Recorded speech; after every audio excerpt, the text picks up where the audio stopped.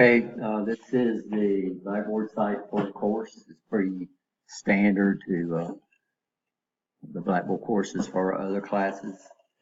So we'll start off with the home page, announcements, which are very important. Course calendar, this is where we'll schedule all the tests. I haven't done that yet, but I'll try to get it done this week. Of course, we already know that we have an assignment due, right, on Friday, right? And then we have at least one assignment due next Friday. First week quizzes, first week in course content. That's what we spending most of our time. Assignments, so the assignments should already be up there, but I just don't have them links. I don't have them on the calendar yet.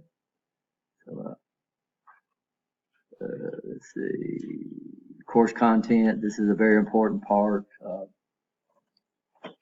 In the sensors, we are going to be using the textbook that you have in motor control. So basically, this is just a continuation of motor control. The textbook that we'll be using off and on will be the one that you have in motor control, so we're going to supplement that quite a bit.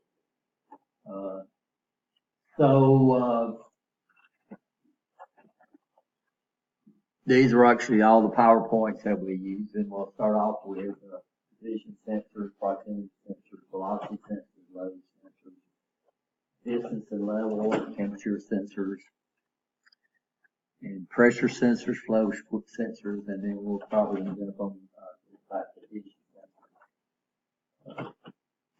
So we got a lot to talk about, right? Manufacturing lines, so we'll go over there. Hopefully some more people will show up. So toward the end of the class, what we're going to do is we're going to go over and look at our two manufacturing lines that we have available. The Amtro and Festo line, and we'll try to identify and let y'all see all the sensors that we have available on that. That deals with the automated manufacturing.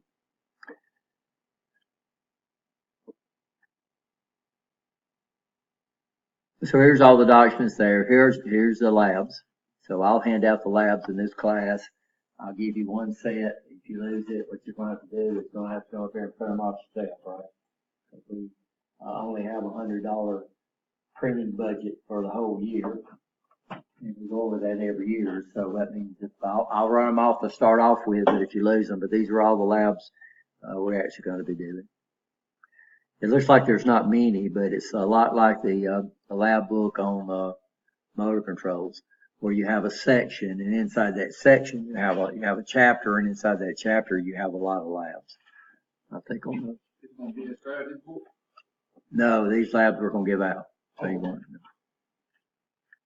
So all you really need from the motor controls class is your textbook. You won't need to bring that little lab book in.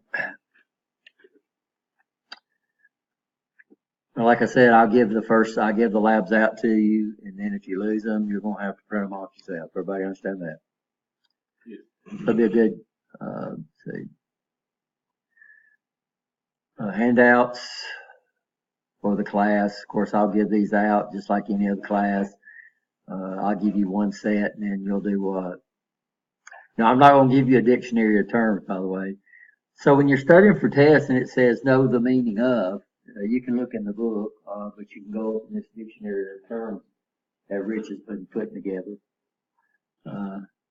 It's going to take a while to load, but you can print it off if you want to, but it's like 80-something pages. So it's not only this class, but it's everything that I teach so far. I went in and set up a dictionary of terms.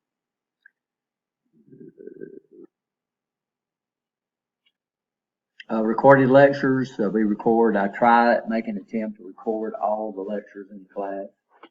And then what I've been doing, I've been linking them in YouTube. I mean, and I'm uploading to YouTube. And this takes so long, guys. This takes a lot. So what I've done is I'm not going to do that anymore. What I'm going to do is just upload them to YouTube. And if you need to view a lecture, you can go to Richard's YouTube channel, and you should see it there. I do have previous lectures up here that I've actually put links in. You know, you can see it's It's not easy getting them to link into YouTube. But, these are all up there.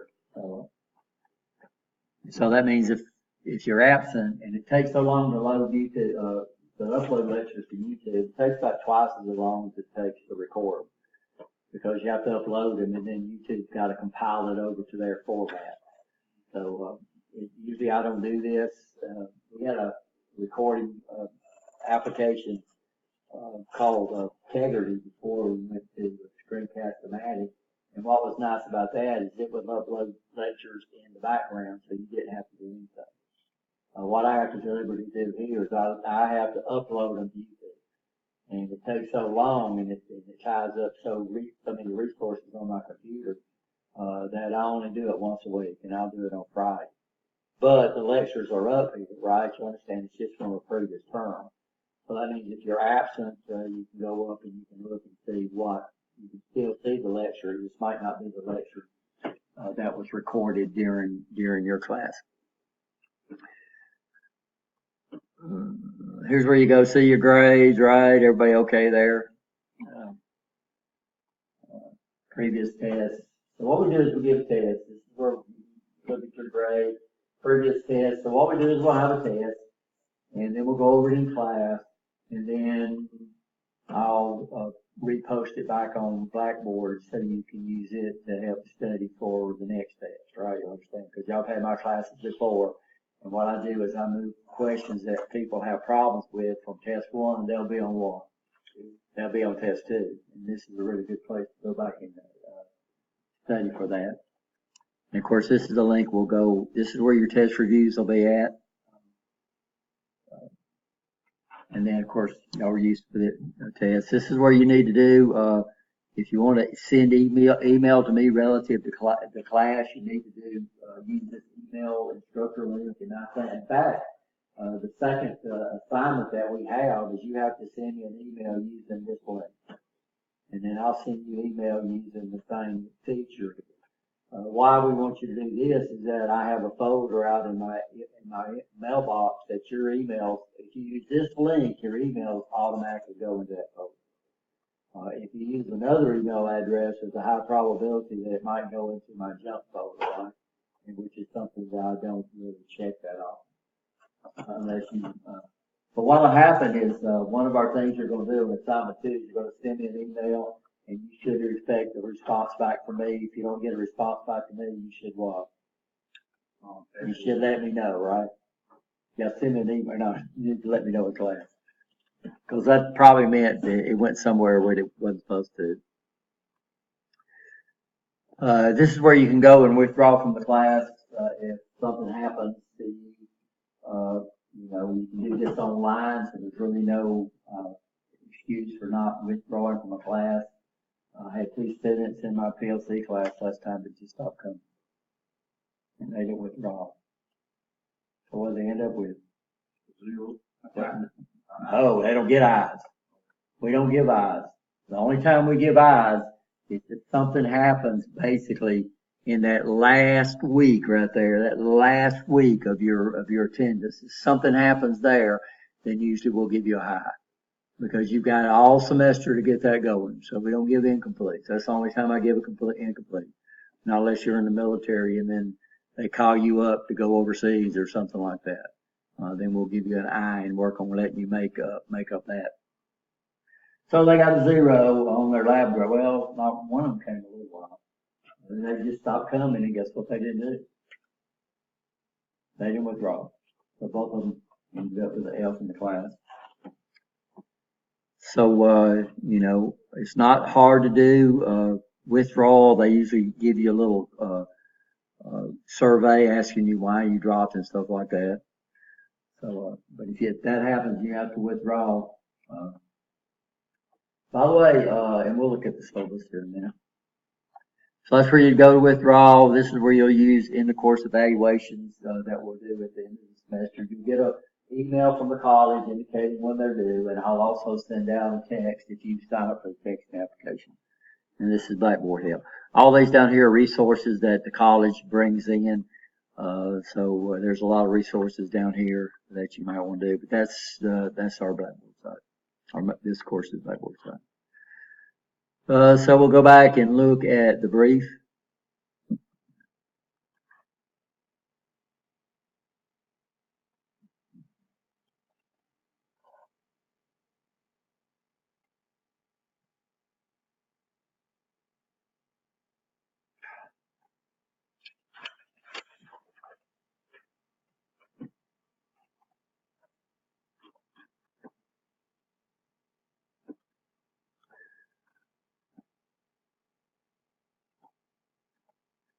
Let it load up.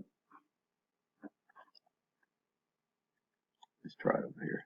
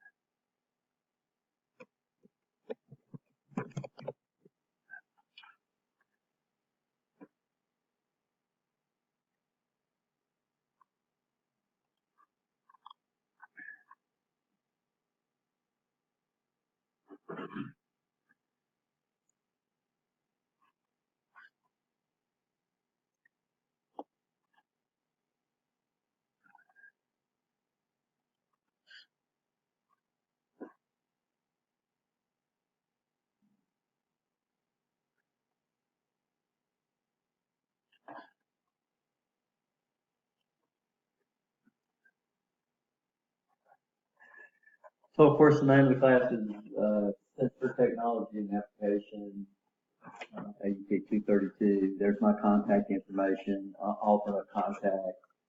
Shows you your textbook. Y'all should already have y'all's textbook, right? Supplies, basic supplies. Basically, we'll look at make sure you have your meter right. I understand that. So we're going to do meter measurements. Basically, the same thing that is required by motor control. You need to have a set of insulated, electrically insulated gloves. Any leather glove would do, or any glove that's got leather palms on it. We're only dealing with 208 volts or 120 volts. Not extremely dangerous, but dangerous enough to kill you, right? Digital multimeter, make sure you bring it and you need to have your computer with internet access. Everybody okay on the first week? Assignments and quizzes. Y'all know about that, right? This is pretty straightforward on just about every class that we teach. Everybody hopefully knows how to log into Blackboard, and everybody knows how to check their student email. Everybody okay? Can you be checking your email?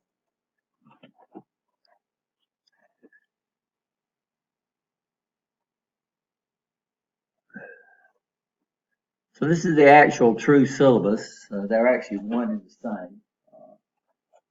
But we give out a brief instead of giving out the syllabus mainly because of our copy budget.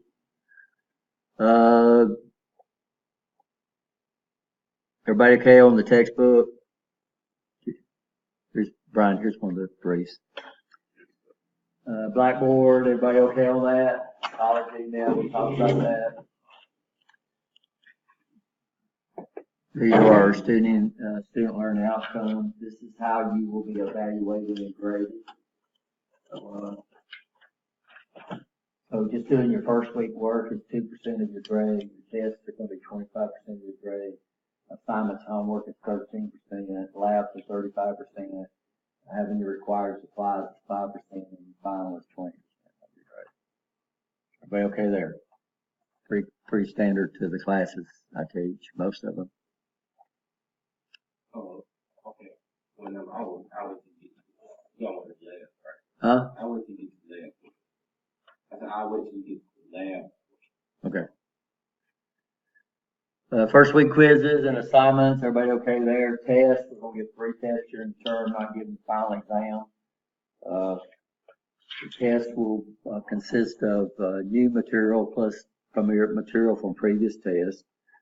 The only test that will be all new material, of course, will be the first test, right? Understand that.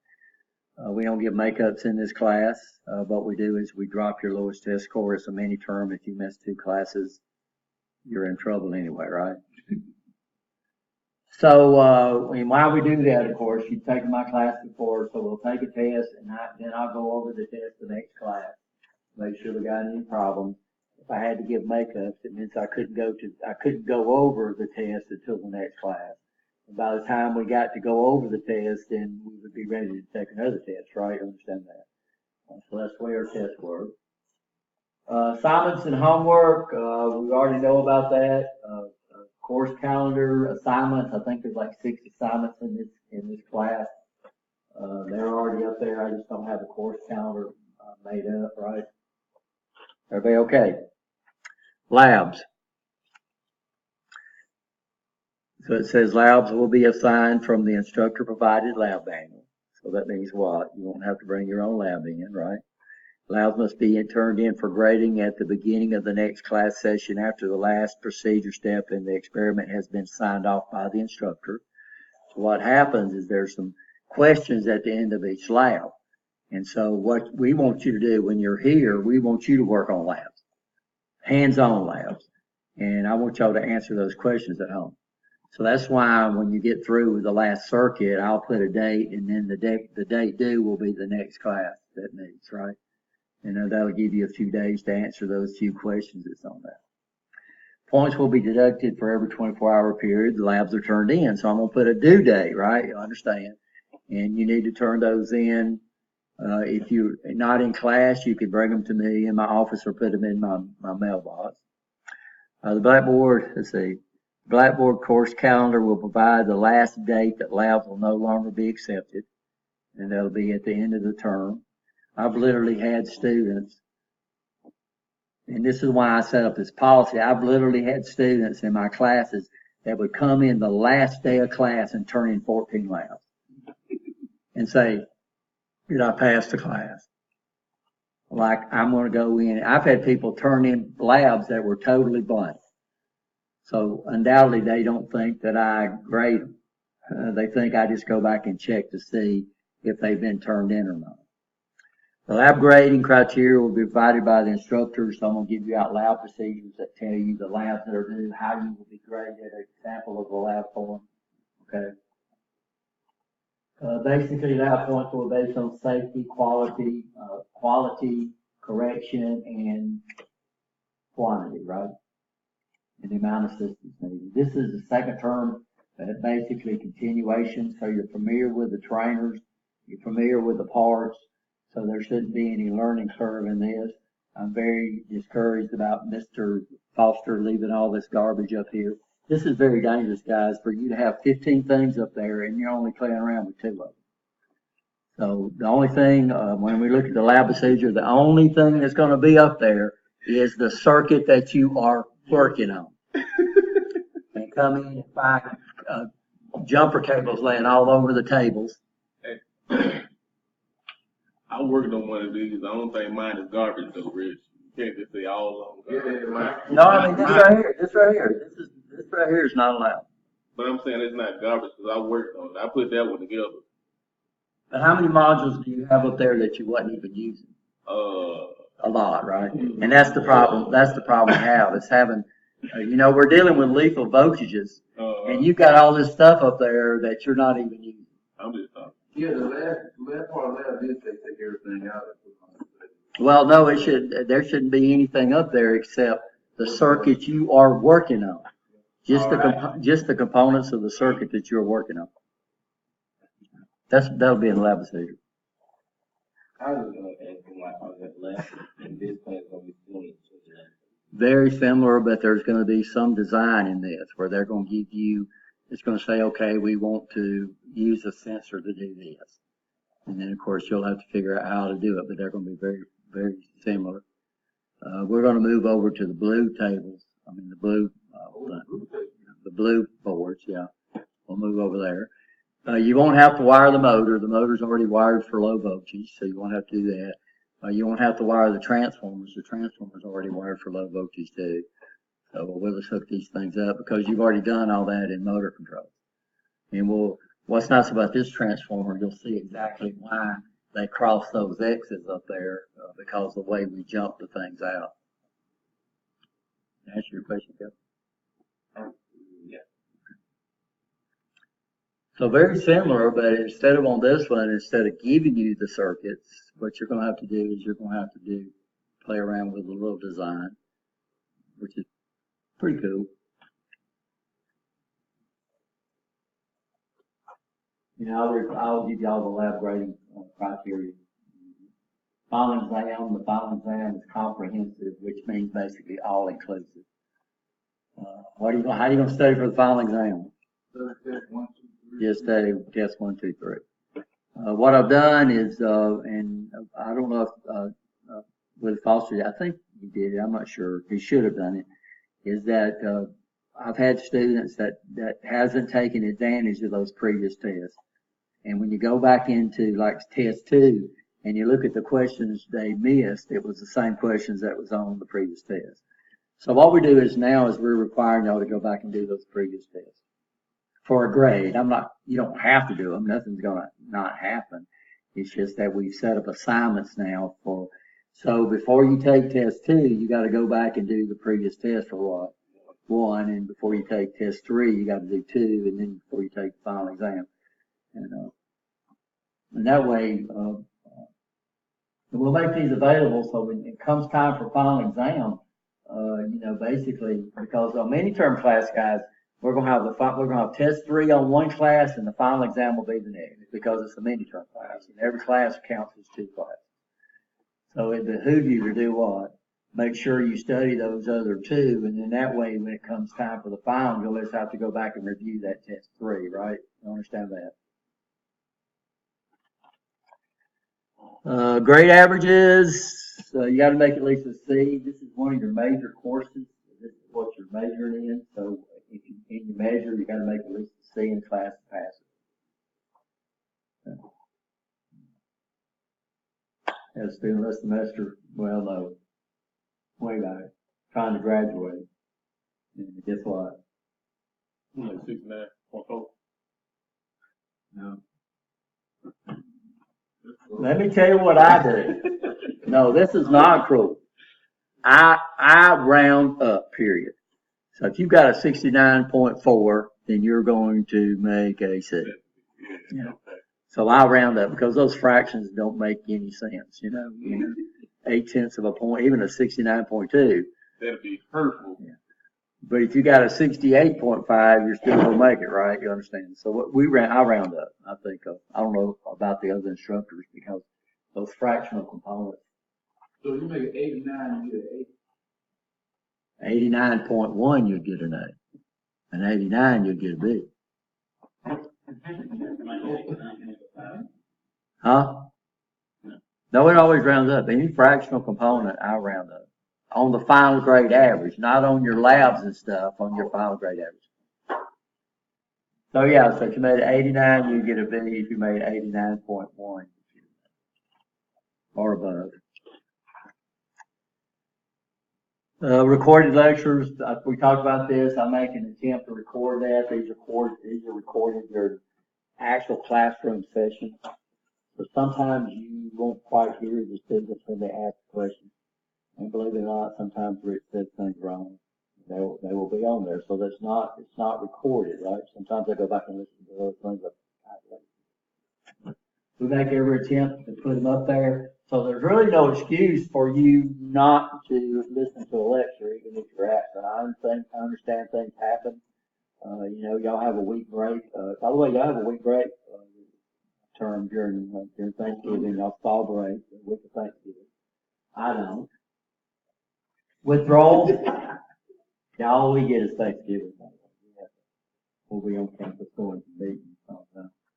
Everybody understand withdrawals. I cannot drop you from a class. I cannot drop you. They call it the right to fail. A long time ago, if you missed so many days in a row, we would automatically drop you from the class. We can't do that anymore.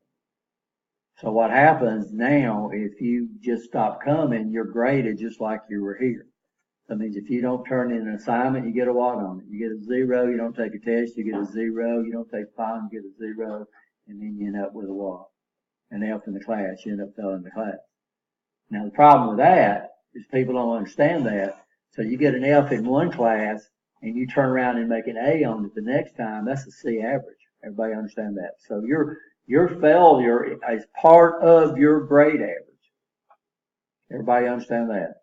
So yeah, people think that, well, I made an A in it and I still can't graduate because you got all these F's because you just did what? You stopped coming one semester and didn't do what? Withdraw. Now they do have something called academic bankruptcy, where you may or may not get an F removed from your transcript. That would be an option, but you got to have a really good reason for not withdrawing, right? Lateness, you need to get here on time. Reach starts on time. Y'all probably know that in my class. So what you missed. Academic plagiarism. Y'all know what plagiarism is?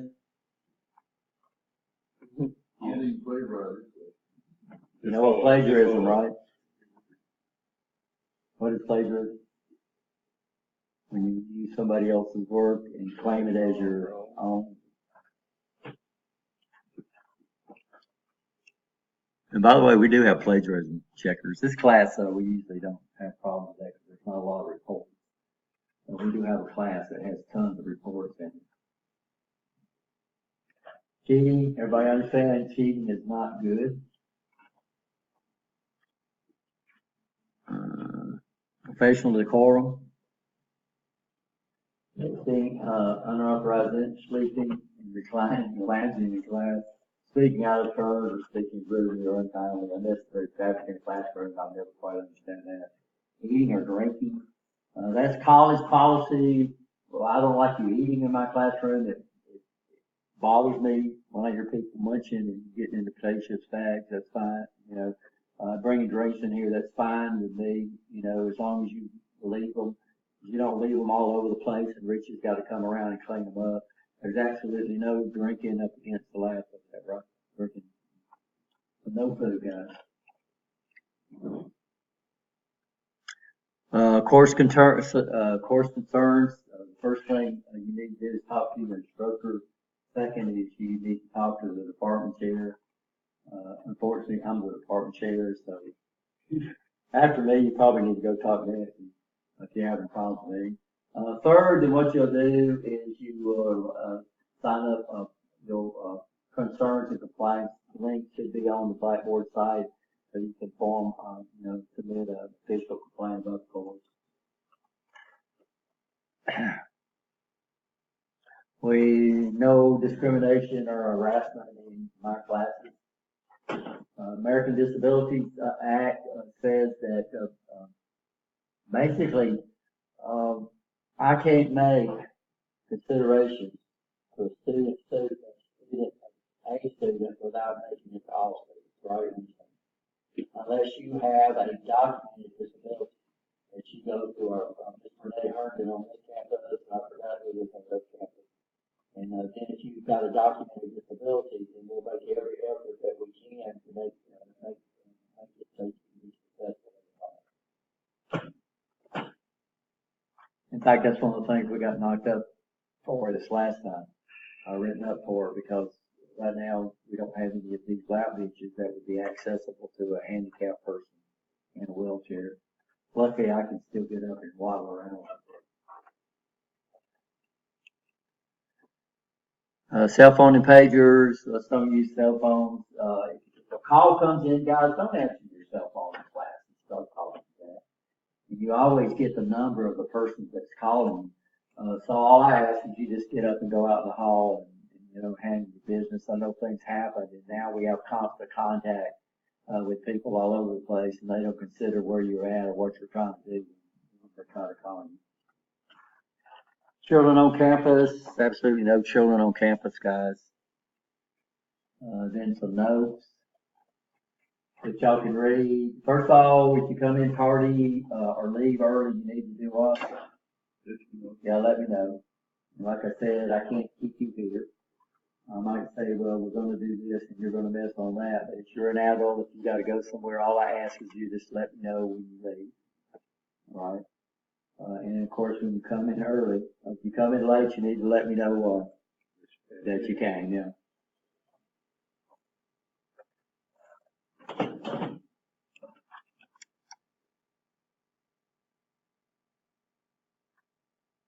So guys, that's a brief, you're supposed to read the syllabus, and then what do you need to do?